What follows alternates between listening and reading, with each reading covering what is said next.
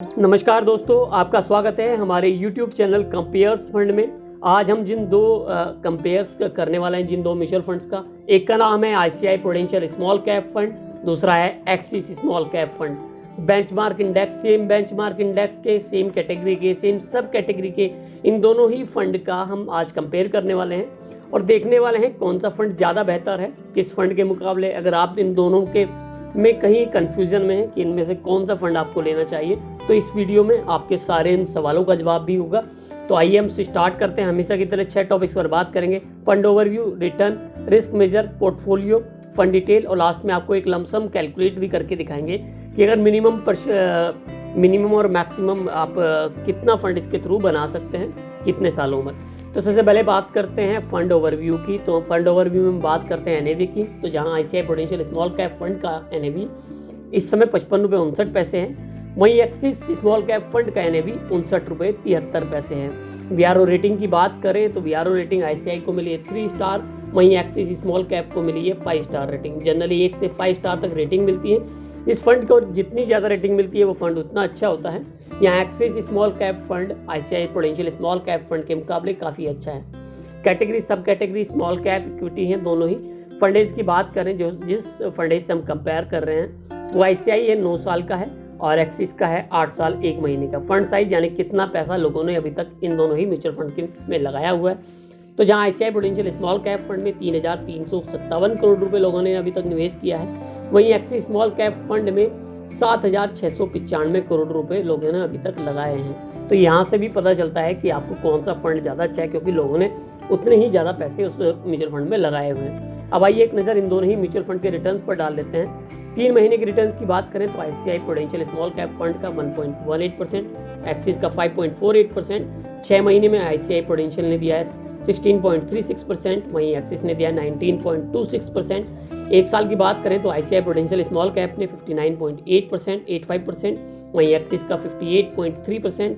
3 साल में ICICI ने 32.3%, वहीं एक्सिस ने 35.21%। तो 5 साल की बात करें तो ICICI prudential small cap fund ने 20.31%, वहीं एक्सिस ने 25.44% का रिटर्न दिया है। ऑल टाइम की बात करें तो ICICI ने 18.15% का, वहीं एक्सिस ने 27.11% का रिटर्न दिया है। अब रिटर्न वाइज भी कंपेयर करें तो एक्सिस ने फार बेटर अच्छे रिटर्न दिए हैं ICICI के मुकाबले। शॉर्ट टर्म में कह लो या लॉन्ग टर्म, दोनों ही उसमें पैरामीटर्स में एक्सिस स्मॉल कैप फंड का रिटर्न काफ़ी ज़्यादा अच्छे रहे हैं। अब आइए रिस्क मेजर्स पे भी इन दोनों का देख लेते हैं। अल्फा सबसे इंपॉर्टेंट फैक्टर है। अल्फा हमें इंडेक्स के मुकाबले, बेंचमार्क इंडेक्स के मुकाबले इस फंड ने कितना रिटर्न जनरेट किया है वो बताता है। तो जहाँ ICICI का 7.86 है, वहीं एक्सिस का 12.99 है। मतलब काफ़ी ज़्यादा है ICICI के मुकाबले इन दोनों ही म्यूचुअल फंड ने अपने इंडेक्स के मुकाबले में। तो एक्सिस स्मॉल कैप फंड ने कहीं ज़्यादा रिटर्न प्रोवाइड किया है। बीटा हमें वॉलेटिलिटी बताता है, यानी कि फंड कितना, जब इंडेक्स ऊपर की तरफ जाता है तो फंड कितना जाता है, या इंडेक्स नीचे की तरफ गिरता है तो फंड कितना गिरता है, तो वो बताता है। तो जो ICICI prudential small cap fund का बीटा 0.92 है, तो वहीं एक्सिस स्मॉल कैप फंड का बीटा 0.73 है। इसका मतलब हुआ कि एक्सिस स्मॉल कैप फंड काफ़ी कम वॉलेटाइल है ICICI के मुकाबले, और कम वॉलेटाइल होने के साथ साथ इसने काफ़ी अच्छा रिटर्न भी जनरेट किया है। पोर्टफोलियो पे एक नज़र डाल लेते हैं। दोनों ही म्यूचुअल फंड के टॉप 3 सेक्टर्स की बात करें तो ICICI के पास सर्विसेज है, कंस्ट्रक्शन है, फाइनेंशियल है। तो एक्सिस स्मॉल कैप फंड के पास कंस्ट्रक्शन है, टेक्नोलॉजी है, केमिकल है। तो 5 होल्डिंग्स में ICICI के पास आइनॉक्स है, काई इंडस्ट्री है, वी-मार्ट है, KPI टेक्नोलॉजी है, महिंद्रा लाइफ स्पेस है। वहीं एक्सिस के पास ब्रिगेड एंटरप्राइजेज है, गैलेक्सी है, KPI टेक्नोलॉजी है, नारायणा है, टाटा एलेक्सी है। अगर दोनों ही म्यूचुअल फंड, क्योंकि इक्विटी बेस्ड म्यूचुअल फंड है, तो जहाँ ICICI ने 94.56% पैसा अपना इक्विटी में निवेश किया है और करीबन 5% पैसा इनके पास कैश है जो अभी कहीं निवेश नहीं किया है। वहीं एक्सिस ने 92.68% पैसा अपने इक्विटी में निवेश किया है, 7.88% डेप्ट में भी है, और कोई 1-2% अभी इनके पास कैश में भी है जो उन्होंने कहीं अभी निवेश नहीं किया हुआ है। अब आइए एक नज़र इन दोनों ही म्यूचुअल फंड के फंड डिटेल्स पर डाल लेते हैं। एक्सपेंस रेशियो की बात करें तो ICICI का 0.63% है, वहीं एक्सिस का 0.37% है।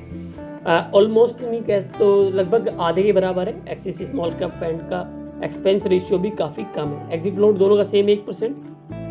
एग्जिट लोड के लिए आपको मैं बता दूं कि जब आप साल भर में 10% से ज़्यादा या 10% यूनिट 1 साल के अंदर ही रिडीम करते हैं तो आपको म्यूचुअल फंड कंपनी को एग्जिट लोड भी पे करना होता है 1%। कोई लॉक इन पीरियड नहीं है कि जब आप चाहे, जब आपका मन हो आप इसमें से अपने इन्वेस्टमेंट को निकाल सकते हैं। बेंचमार्क इंडेक्स दोनों का सेम है। निफ्टी स्मॉल कैप 250 ट्राई है। मिनिमम इन्वेस्टमेंट की बात करें, अगर ICICI prudential small cap fund में अगर आप सिप करना चाहते हैं तो 100 रुपये से स्टार्ट कर सकते हैं। लमसम करना चाहते हैं तो आप 5000 रुपये। वहीं एक्सिस स्मॉल कैप फंड में अगर आप सिप करना चाहते हैं तो 500 रुपये और लमसम करना चाहते हैं तो 5000 रुपये आपको जमा करने होंगे। अब ये दोस्तों एक नज़र दोनों ही म्यूचुअल फंड्स के कैलकुलेट करके देख लेते हैं कि कितना फंड हम बना सकते हैं शॉर्ट ड्यूरेशन में भी और लॉन्ग ड्यूरेशन में। जैसा मैंने आपको हमेशा बताया है, म्यूचुअल फंड का रिटर्न कभी भी सेम नहीं रहता है। जो रिटर्न आपको अभी दिख रहे हैं 5 सालों के, 3 सालों के, 8 या 10 सालों के, वो जरूरी नहीं कि वो रिटर्न आगे आने वाले भविष्य में भी आपको देखने मिले। तो हम आप यहाँ लमसम कैलकुलेट करके दिखाएंगे कि अगर कम से कम 15% का रिटर्न मिलता है तो कितना फंड बना सकते हैं, और मैक्सिमम 25 से 30% तक रिटर्न जाता है तो आप कितना फंड अपने लिए बना सकते हैं।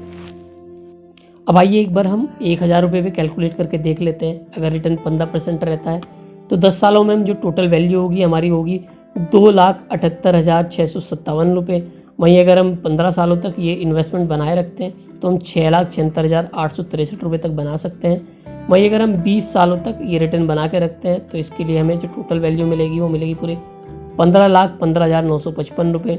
वहीं 30 सालों में जो फंड वैल्यू हमारी बढ़कर हो जाएगी वो हो जाएगी पूरे 70,09,821 रुपये।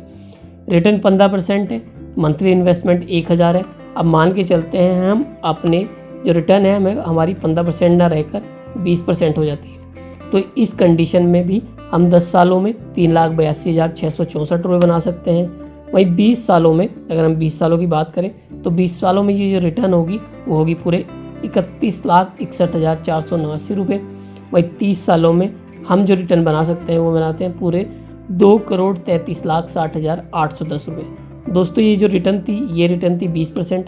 अब मान के चलते हैं कि हमारी रिटर्न हो जाती है 25%, तो 10 सालों में हम 5,32,805 रुपये बना सकते हैं। वहीं 20 सालों में हम अपने लिए पूरे 68,59,095 रुपये बना सकते हैं। वहीं 30 सालों की बात करें तो इस कंडीशन में भी हम 8,19,74,715 रुपये अपने लिए बना सकते हैं। ये कंडीशन कब थी? मंथली इन्वेस्टमेंट हमारी 1000 थी, रिटर्न हमारा पूरे 30 सालों तक 25% रहता है। अब दोस्तों बहुत सारे म्यूचुअल फंड ऐसे भी हैं जिन्होंने अपने निवेशकों को 30% तक का रिटर्न निवेश पे दिया है। तो इस कंडीशन में अगर हम 10 साल तक इन्वेस्ट करते हैं और रिटर्न 30 साल रहता है, मंथली इन्वेस्टमेंट 1000 है, तो हम 7,52,684 रुपये बना सकते हैं। वहीं 20 सालों में हम अपने लिए पूरे 1,53,23,257 रुपये बना सकते हैं। वहीं अगर हम बात करें 30 सालों की तो 30 सालों में हम अपने लिए 29,73,82,551 रुपये बना सकते हैं। अगर 30 सालों तक 1000 रुपये मंथली इन्वेस्टमेंट करें और हर साल हमें 30% का रिटर्न मिलता रहे, तब इस कंडीशन में हम 29 करोड़ रुपए इतनी बड़ा रकम इतना बड़ा फंड अपने लिए बना सकते हैं। तो ये तो था दोस्तों सिप की कैलकुलेशन थी। अब हम लमसम करके कैलकुलेट करके देखते हैं। तो आइए दोस्तों अब हम 50,000 रुपये लमसम पे कैलकुलेट करके देखेंगे। रिटर्न हमारा 15% है। 10 सालों में हम 50,000 का 15% रिटर्न के हिसाब से टोटल वैल्यू जो होगी वो होगी पूरे 2,02,278 रुपये।